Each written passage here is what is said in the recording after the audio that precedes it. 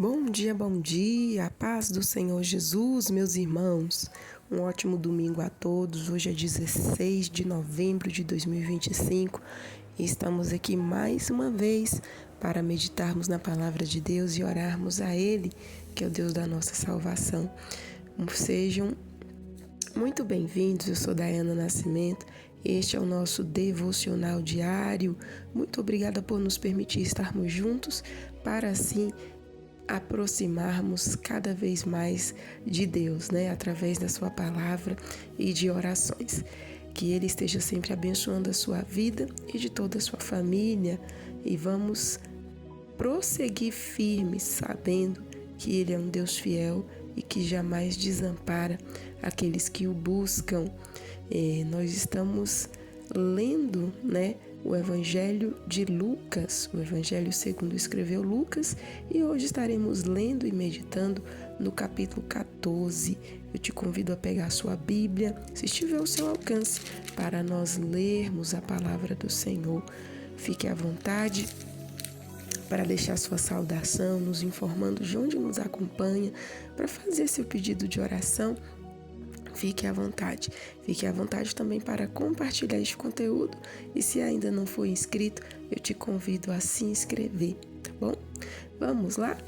Já pegou a sua Bíblia? Abra aí no Evangelho de Lucas, capítulo 14, e vamos juntos ler a palavra de Deus. Que nos diz assim: Lucas 14.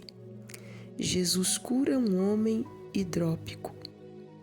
Aconteceu num sábado que, entrando ele em casa de um dos principais dos fariseus para comer pão, eles o estavam observando.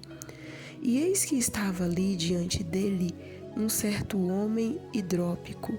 E Jesus, tomando a palavra, falou aos doutores da lei e aos fariseus, dizendo: é lícito curar no sábado? Eles, porém, calaram-se. E tomando-o, o curou e despediu. E disse-lhes: qual será de vós o que, caindo-lhe em um poço, em dia de sábado, o jumento ou o boi o não tire logo? E nada lhe podia replicar sobre isso. Jesus ensina sobre a busca da humildade. E disse aos convidados uma parábola, reparando como escolhiam os primeiros assentos, dizendo-lhes: quando por alguém fores convidado às bodas, não te assentes no primeiro lugar, para que não aconteça que esteja convidado outro mais digno do que tu, e vindo o que te convidou a ti e a ele te diga: dá o lugar a este, e então com vergonha tenhas de tomar o derradeiro lugar. Mas quando fores convidado, vai e assenta-te no derradeiro lugar, para que quando vier o que te convidou te diga: amigo, assenta-te mais para cima, então terás honra diante dos que estiverem contigo à mesa. Porquanto qualquer que a si mesmo se exaltar, será humilhado, e aquele que a si mesmo se humilhar, será exaltado. E dizia também ao que o tinha convidado: quando deres um jantar ou uma ceia, não chame os teus amigos, nem os teus irmãos, nem os teus parentes, nem vizinhos ricos, para que não suceda que também eles te tornem a convidar e te seja isso recompensado. Mas, quando fizeres convite, chama os pobres, aleijados, mancos e cegos, e serás bem-aventurado, porque eles não têm com que tu recompensar, mas recompensado serás na ressurreição dos justos. Jesus profere a parábola da grande ceia. E ouvindo isso, um dos que estavam com ele à mesa disse-lhe: bem-aventurado o que comer pão no reino de Deus. Porém ele lhe disse: um certo homem fez uma grande ceia e convidou a muitos. E à hora da ceia mandou o seu servo dizer aos convidados: vinde, que já tudo está preparado. E todos a uma começaram a escusar-se. Disse-lhe o primeiro: comprei um campo e preciso ir vê-lo. Rogo-te que me hajas por escusado. E outro disse: comprei 5 juntas de bois e vou experimentá-los. Rogo-te que me hajas de escusado. E outro disse: casei e portanto não posso ir. E voltando aquele servo, anunciou essas coisas ao seu senhor. Então o pai de família, indignado, disse ao seu servo: sai depressa pelas ruas e bairros da cidade e trazei aqui os pobres e os aleijados e os mancos e os cegos. E disse o servo: Senhor, feito está como mandastes, e ainda há lugar. E disse o Senhor ao servo: sai pelos caminhos e atalhos e força-os a entrar, para que a minha casa se encha, porque eu vos digo que nenhum daqueles varões que foram convidados provará a minha ceia. Jesus ensina sobre o preço de ser um discípulo. Ora, ia com ele uma grande multidão, e voltando-se disse-lhe: se alguém vier a mim e não aborrecer a seu pai e a mãe e mulher e filhos e irmãos e irmãs e ainda também a sua própria vida, não pode ser meu discípulo. E qualquer que não levar a sua cruz e não vier após mim, não pode ser meu discípulo. Pois qual de vós, querendo edificar uma torre, não se assenta primeiro a fazer as contas dos gastos para ver se tem com que a acabar? Para que não aconteça que depois de haver posto os alicerces e não podendo acabar, todos os que a virem comecem a escarnecer dele, dizendo: este homem começou a edificar e não pôde acabar. Ou qual é o rei que, indo à guerra a pelejar contra outro rei, não se assenta primeiro a tomar conselho sobre se com 10.000 pode sair ao encontro do que vem contra ele com 20.000? De outra maneira, estando o outro ainda longe, manda embaixadores e pede condições de paz. Assim, pois, qualquer de vós que não renunciar a tudo quanto tem, não pode ser meu discípulo. Bom é o sal, mas se ele degenerar, com que se abundará? Nem presta para a terra, nem para o monturo. Lançam-no fora. Quem tem ouvidos para ouvir, que ouça. Amém, meus irmãos? Finalizamos a leitura do capítulo 14 do Evangelho segundo escreveu Lucas. E aqui nós vemos o Senhor Jesus, em algumas situações, logo de início, na casa de um dos principais dos fariseus. É interessante que Jesus se assentava para comer com essas pessoas, e principalmente quando ele ia até a casa, é porque ele era convidado. Mas essas pessoas não convidavam Jesus porque queriam ser amigos dele, Mas é porque eles queriam pegar Jesus em alguma falha para o prender.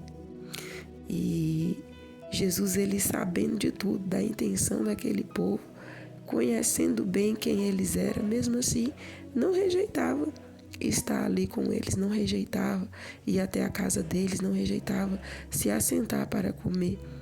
Jesus não tinha medo, Porque Jesus sabia quem ele era e sabia muito bem se sair diante das tentações ali que aquele povo usado pelo mal era usado para o povo. E é interessante que a presença de Jesus dentro da casa dessas pessoas, meus irmãos, é aquilo, levou até a eles a oportunidade de arrependimento, a oportunidade de receberem o perdão, de receberem a presença do Deus Criador, mas eles não quiseram. Então, é como a palavra nos diz, naquele grande dia não vai ter ninguém que vai poder escapar, Porque todos vão ser indesculpáveis, porque todos ainda É por isso que a palavra diz que a gente tem que pregar o evangelho em tempo e fora de tempo. E Jesus vai voltar depois que esse evangelho for pregado a todas as nações. Por quê? Porque todos serão indesculpáveis. Não vai ter como falar, eu não ouvi falar, eu não sabia, né?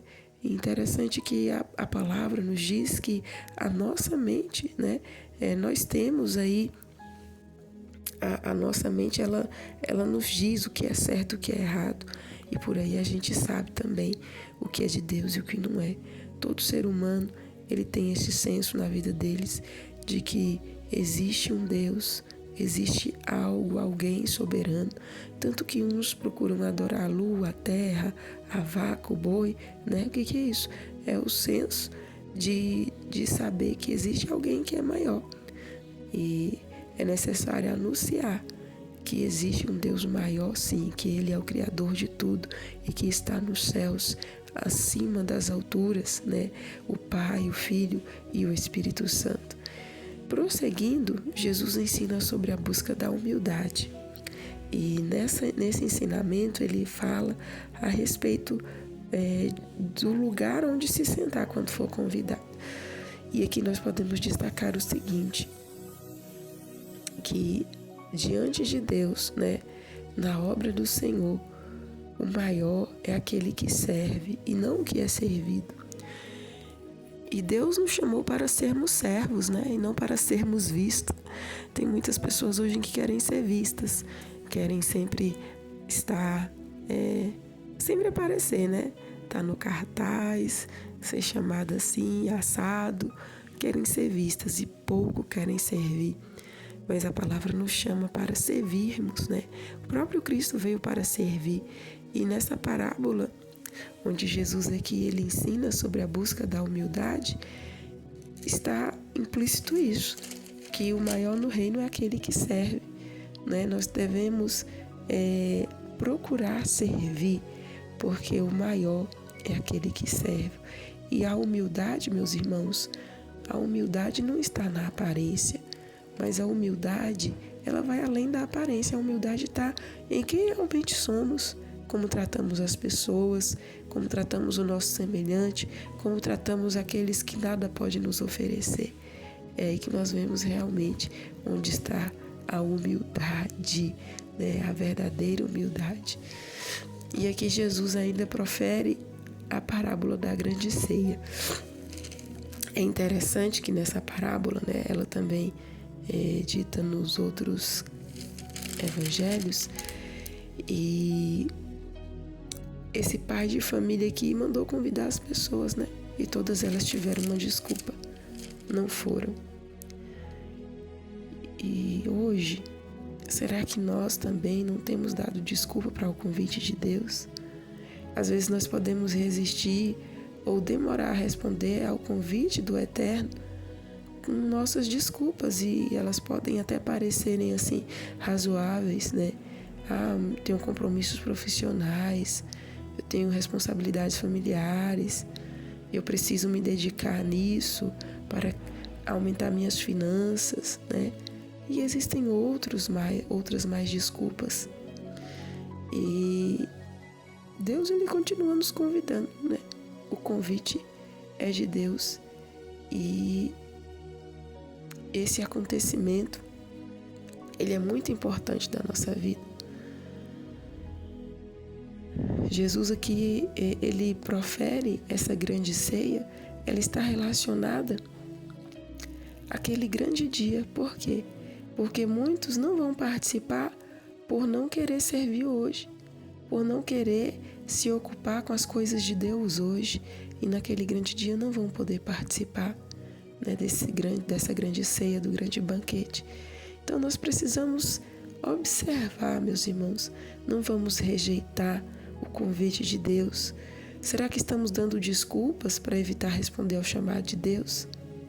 Observemos, não dê desculpas, mas se apronte, né? Esteja disposto e disponível a fazer a vontade de Deus, a responder ao seu chamado. E no último, né? No último assunto aqui, Jesus ensina sobre o preço de ser um discípulo. Ser um discípulo de Cristo qual é o preço? É o levar a cruz, é o negar-se a si mesmo. Jesus inicia falando, né, sobre aborrecer pai, mãe, tal. É como eu já disse aqui, isso aqui é na questão de não negar a Jesus porque alguém não crê. Ah, meu pai e minha mãe não gostam que eu sou crente. Meu pai e minha mãe não é de acordo com que eu vou para a igreja. Minha esposa não concorda que eu vou para a oração, que eu seja crente, que eu sirva a Deus.